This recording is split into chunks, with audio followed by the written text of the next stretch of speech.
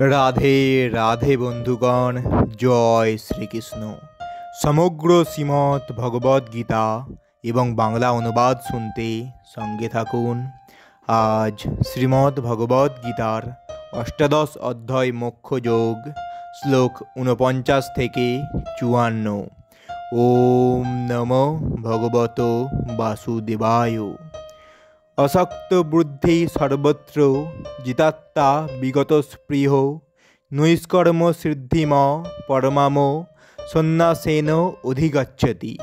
অর্থাৎ জড় বিষয়ে আসক্তিশূন্য বুদ্ধি, সংযত চিত্ত ও ভোগস্পৃহাশূন্য ব্যক্তি স্বরূপগত কর্ম ত্যাগপূর্বক নৈষ্কর্মরূপ পরম সিদ্ধি লাভ করেন। এর তাৎপর্য, যথার্থ ত্যাগের অর্থ হচ্ছে নিজেকে সর্বদা পরমেশ্বর ভগবানের অবিচ্ছেদ্য অংশ বলে মনে করা। তাই মনে করা উচিত যে কর্মফল ভোগ করার কোনো অধিকার আমাদের নেই। আমরা যেহেতু পরমেশ্বর ভগবানের অবিচ্ছেদ্য অংশবিশেষ, তাই আমাদের সমস্ত কর্মের প্রকৃত ভোক্তা হচ্ছেন ভগবান। সেটি যথার্থ কৃষ্ণ ভাবনা।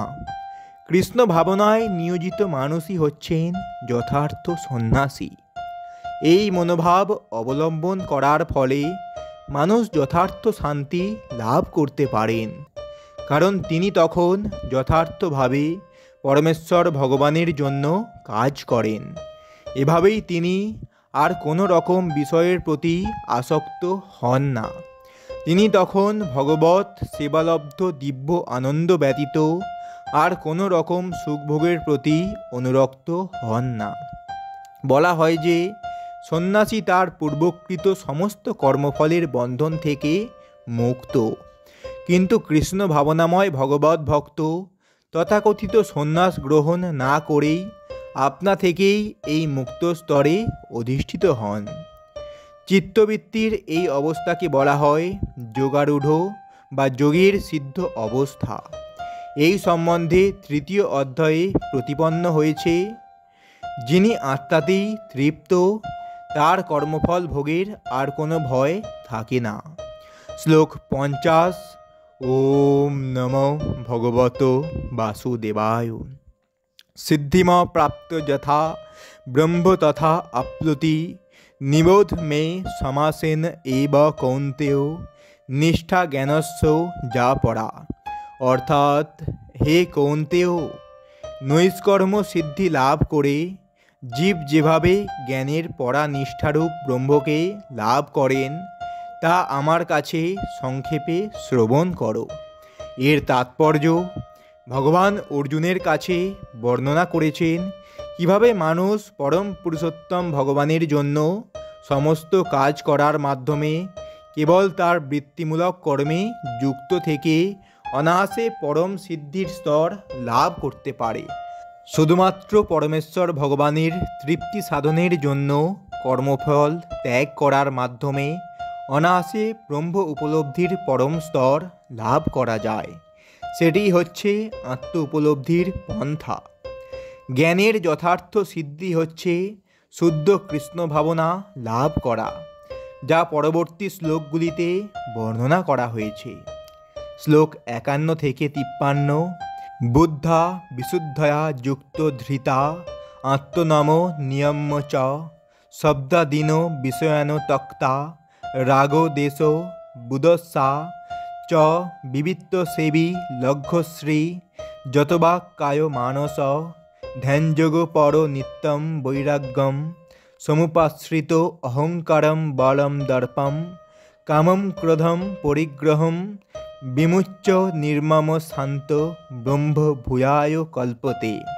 অর্থাৎ, বিশুদ্ধ বুদ্ধিযুক্ত হয়ে মনকে ধৃতির দ্বারা নিয়ন্ত্রিত করে শব্দ আদি ইন্দ্রিয় বিষয়সমূহ পরিত্যাগ করে রাগ ও দেশ বর্জন করে নির্জন স্থানে বাস করে অল্প আহার করে দেহ মন ও বাক সংযত করে সর্বদা ধ্যানযোগে যুক্ত হয়ে বৈরাগ্য আশ্রয় করে অহংকার, বল, দর্প, কাম, ক্রোধ, পরিগ্রহ থেকে সম্পূর্ণরূপে মুক্ত হয়ে মমত্ব বোধশূন্য শান্ত পুরুষ ব্রহ্ম অনুভবে সমর্থ হন। এর তাৎপর্য, বুদ্ধির সাহায্যে নির্মল হলে মানুষ সত্ত্বগুণে অধিষ্ঠিত হন। এভাবেই মানুষ চিত্তবৃত্তিকে নিয়ন্ত্রিত করে সদা সর্বদাই সমাধিস্থ থাকেন। তখন তিনি ইন্দ্রিয় তর্পণের বিষয়ের প্রতি আসক্ত হন না, এবং তখন তিনি তার কাজকর্মে রাগ ও দ্বেষ থেকে মুক্ত হন। এই ধরনের নিরাসক্ত মানুষ স্বভাবতই নিরিবিলি জায়গায় থাকতে ভালোবাসেন। তিনি প্রয়োজনের অতিরিক্ত আহার করেন না, এবং তিনি তার দেহ ও মনের সমস্ত কার্যকলাপ নিয়ন্ত্রণ করে রাখেন। তখন আর তার মিথ্যা অহংকার থাকে না, কারণ তিনি তখন তার দেহকে তার স্বরূপ বলে মনে করেন না। নানা রকম জড় পদার্থ আহরণ করে তার দেহটিকে স্থূল ও শক্তিশালী করে তোলার কোনো বাসনাও তখন তার থাকে না। যেহেতু তখন আর তার দেহাত্মবুদ্ধি থাকে না, তাই মিথ্যা দর্পও থাকে না। পরমেশ্বর ভগবানের কৃপায় মানুষ তখন যা পায় তাতেই সন্তুষ্ট থাকেন, এবং ইন্দ্রিয় সুখ ভোগের অভাব হলে ক্রুব্ধ হন না। ইন্দ্রিয়ের বিষয় আহরণ করার কোনো প্রচেষ্টা তিনি তখন করেন না। এভাবেই মানুষ যখন সর্বতোভাবে অহংকারমুক্ত হন, তখন তিনি সমস্ত জড় বিষয়ের প্রতি অনাসক্ত হন, এবং সেটিই হচ্ছে ব্রহ্ম অনুভবের স্তর। সেই স্তরকে বলা হয় ব্রহ্মভূত স্তর। মানুষ যখন জড় জীবনের বন্ধন থেকে মুক্ত হন, তখন তিনি শান্ত হন এবং কোনো কিছুতেই আর ক্রুব্ধ হন না। ভগবদ্গীতায় সেই কথা ব্যাখ্যা করে বলা হয়েছে, বিষয়কামী ব্যক্তি কখনো শান্তি লাভ করে না। জলরাশি যেমন সদা পরিপূর্ণ এবং স্থির সমুদ্রে প্রবেশ করেও তাকে ক্ষোভিত করতে পারে না, কামসমূহ তেমন কোনো স্থিতপ্রজ্ঞ ব্যক্তিকে প্রবিষ্ট হয়েও তাকে বিক্ষুব্ধ করতে পারে না। অতএব তিনি শান্তি লাভ করেন। শ্লোক 54। ওম নমো ভগবত বাসুদেবায়। ব্রহ্মভূত প্রসন্নাত্মা ন শোচতি ন কাঙ্ক্ষতি সম সর্বেষু ভূতেষু মদ্ভক্তিম লভতে পরাম। অর্থাৎ ব্রহ্মভাব প্রাপ্ত প্রসন্নচিত্র ব্যক্তি কোনো কিছুর জন্য শোক করেন না বা আকাঙ্ক্ষা করেন না। তিনি সমস্ত প্রাণীর প্রতি সমদর্শী হয়ে আমার পরাভক্তি লাভ করেন।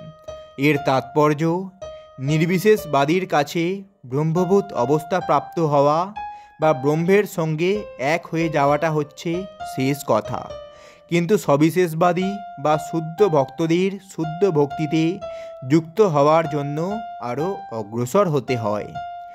এর অর্থ হচ্ছে যে শুদ্ধ ভক্তিযোগে যিনি ভগবানের সেবায় যুক্ত, তিনি ইতিমধ্যেই মুক্ত হয়ে ব্রহ্মের সঙ্গে একাত্মভূত হয়ে ব্রহ্মভূত স্তরে অধিষ্ঠিত হয়েছেন।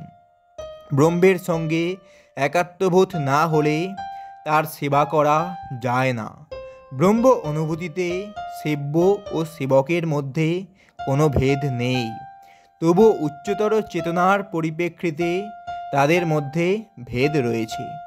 জড় জীবনের ধারণা নিয়ে কেউ যখন ইন্দ্রিয় তৃপ্তির জন্য কর্ম করেন, তাতে দুর্ভোগ থাকে, কিন্তু চিৎ জগতে যখন কেউ শুদ্ধ ভক্তি সহকারে ভগবানের সেবা করেন, সেই সেবায় কোনো দুর্ভোগ নেই। কৃষ্ণ ভাবনাময় ভক্ত কোনো কিছুর জন্য অনুশোচনা অথবা আকাঙ্ক্ষা করেন না। যেহেতু ভগবান পূর্ণ, তাই জীব যখন ভক্তিযোগে ভগবানের সেবায় নিযুক্ত হন, তখন তিনিও পূর্ণতা প্রাপ্ত হন। তিনি তখন সমস্ত পঙ্কিলতা থেকে মুক্ত নির্মল নদীর মতো। কৃষ্ণভক্ত যেহেতু শ্রীকৃষ্ণ ছাড়া আর কোনো কিছুরই চিন্তা করেন না, তাই তিনি স্বাভাবিকভাবে সর্বদাই উৎফুল্ল।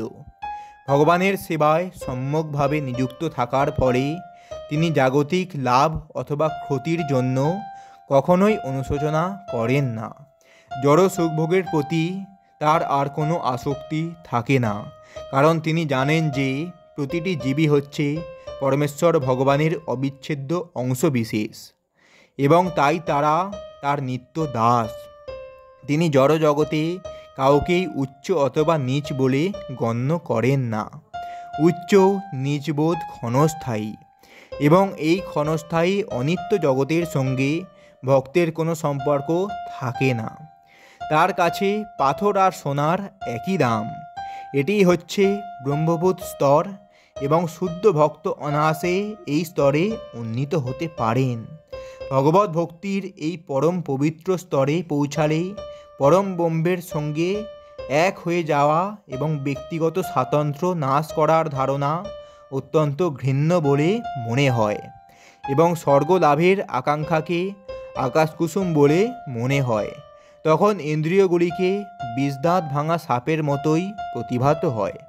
বিষদাঁত ভাঙা সাপের কাছ থেকে যেমন কোনো রকম ভয় থাকে না, তেমনি ইন্দ্রিয়গুলি থেকে আর কোনো ভয়ের আকাঙ্ক্ষা থাকে না।